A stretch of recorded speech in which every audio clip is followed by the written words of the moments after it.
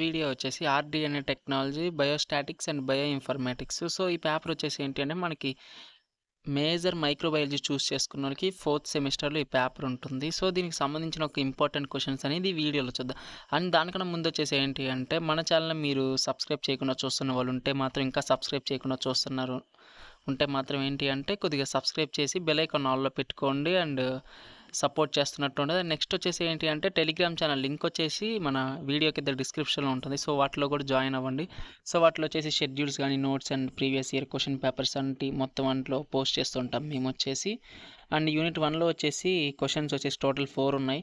So, ఈ 4 మీరు prepare అవ్వండి. అండ్ వీటిలో మీకు అడిషనల్‌గా ఇంకొన్ని ఏమైనా ఇంపార్టెంట్ క్వెషన్స్ మీకేమైనా ఐడియా ఉంటే సో, వాటిని యాడ్ చేసుకొని మీరు ప్రిపేర్ అవ్వండి.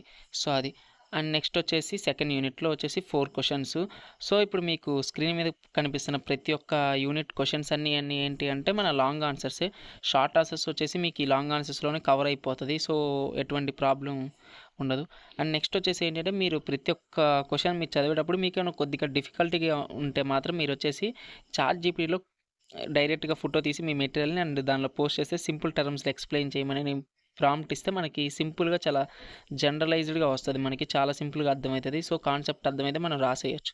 సో, అది పాయింట్. నెక్స్ట్ వచ్చేసి యూనిట్ 3లో వచ్చేసి జస్ట్ 2 క్వెషన్స్. ఈ 2 క్వెషన్స్ ఖచ్చితంగా ప్రిపేర్ అయ్యాలండి. సో, ఎటువంటి క్వెషన్ గాని మీరు థర్డ్ యూనిట్‌లో వదలొద్దు. జస్ట్ 2 ఉన్నాయి కాబట్టి. అండ్ నెక్స్ట్ వచ్చేసి ఫోర్త్ యూనిట్. సో, ఈ ఫోర్త్ యూనిట్ వచ్చేసి మీరు చాయిస్‌కి ఒకవేళ వదిలేయాలి అనుకుంటే ఒక ఫిఫ్త్ యూనిట్ వదిలేయండి. సో, 1-4 యూనిట్స్ మీరు చదువుకోండి. సో, వీటిలో నుండి ఎక్కువ మనకి 5 మార్క్స్‌కి అడిగే ఛాన్సెస్ ఉంటది. సో, అది పాయింట్. సో, అందుకని మీరు 4 యూనిట్స్ ఫుల్ ప్లెడ్జ్డ్‌గా మీరు ప్రిపేర్ అయిపోతే మనకేంటి అంటే ఒక యూనిట్ చాయిస్‌కి వదిలేసుకోవచ్చు. సో, ఇక్కడ వచ్చేసి ఎవరైతే రైట్ నౌ ఫోర్త్ సెమిస్టర్ జరుగుతుంది మైక్రోబయాలజీ వాళ్ళు ఏంటి అంటే మీకేదన్నా పేపర్‌కి ఒక 2 డేస్ గ్యాప్ వచ్చింది అంటే మామూలుగా హాలిడేస్ ఉంటే మాత్రం ఖచ్చితంగా తర్వాతున్న ఎగ్జామ్ ఏదైనా గానీ మీరొచ్చేసి కొద్దిగా డెప్త్ చదువుకొనెళ్ళండి. అడిషనల్‌గా ఇంకొన్ని క్వెషన్స్ ఏమన్నా చాయిస్‌కి వదిలిపెట్టిన యూనిట్‌లో నేర్చుకొనెళ్ళండి. సో, ఎందుకంటే చాలా యూజ్ అవుతది. ఈ 2 డేస్ గ్యాప్ వచ్చిన తర్వాత అయితే మనకి సెట్ మారిందనుకోండి. సో, కొద్దిగా డిఫికల్టీగా ఉంటాయి క్వెషన్స్. సో, మనం 4 యూనిట్స్ నేర్చుకున్నాను. ఫిఫ్త్ యూనిట్‌లో అన్‌ఎక్స్‌పెక్టెడ్‌గా మనకి క్వెషన్స్ కనిపిస్తా ఉంటాయి.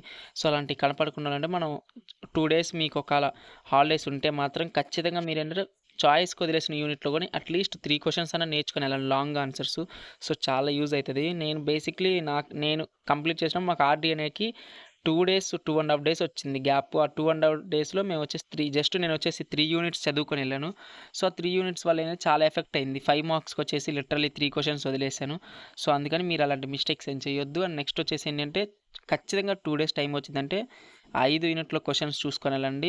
పైనన్నా గాని 4 యూనిట్స్ బాగా చదువుకొనెళ్ళండి. ఫిఫ్త్ యూనిట్‌లో చాయిస్‌కి వదిలిపెట్టిన యూనిట్‌లో మాత్రం ఎట్టి పరిస్థితిలో ఒక 2, 3 క్వెషన్లు చదువుకొనెళ్ళండి. సో, ఈ వీడియో ఇంతవరకే. అండ్ మీకు యూజ్‌ఫుల్